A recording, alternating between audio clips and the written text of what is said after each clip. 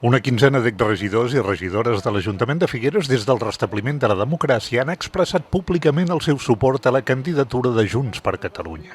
Van formar part de diverses forces polítiques, amb una fotografia de grup d'alguns d'ells al costat dels candidats a l'empordanesos i la número 2 de la llista gironina Marta Madrenes han volgut representar la transversalitat de Junts. Puc assegurar que des del 1979 en aquesta ciutat per primera vegada hem aconseguit una candidatura que es presenta a les eleccions, una transversalitat tan àmplia que va d'uns partits o de gent que havia estat incorporada a partits tan extensa i tan àmplia i tan variada com aquesta. Això és l'exemple del que representa Junts per Catalunya en aquestes eleccions al Parlament. Entre d'altres han donat suport l'exalcaldessa Marta Felip i altres exregidors de l'antiga Convergència, com Pere Giró, Antoni Calbó, Quim Felip o Jordi Quadres.